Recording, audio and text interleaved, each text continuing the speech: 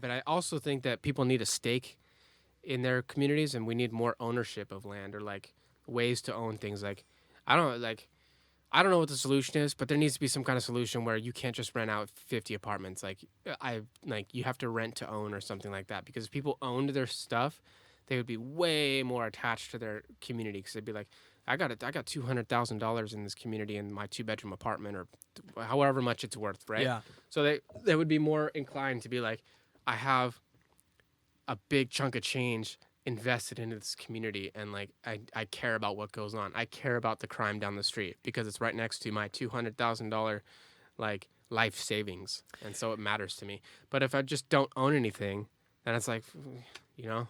Yeah, you know what?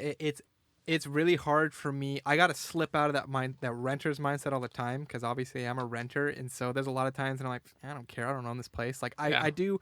Me and my wife do try to make the house look nice. We try to keep everything clean. We try to keep it all copacetic. Like, oh, it looks good aesthetically. But sometimes it's really hard to be like, I'm making this nice for somebody else.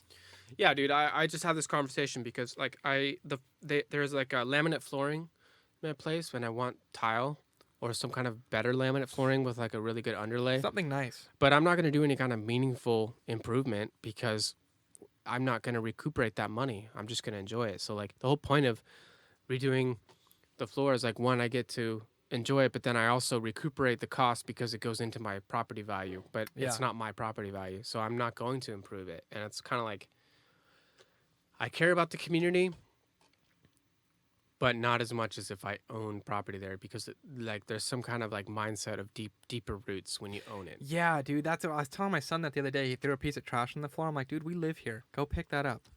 Like, you should care about the place you live, right? And like the problem with this is a big complex, and it's nice, but they got people who clean stuff up, and so there's dog crap everywhere. I find trash everywhere. It's like, maybe if you owned it, you'd have more respect Yeah. for it. 100%. So let's circle back to cops then, because I think that that's a delegation of responsibility when you hire police. And don't get me wrong, it's sometimes it's necessary, because I don't want to track down crackheads. I don't want to, like, I'm not talking about detectives. Like, I'm not talking about detectives like investigating serious crimes and finding the culprits and bringing justice. I'm not talking about that.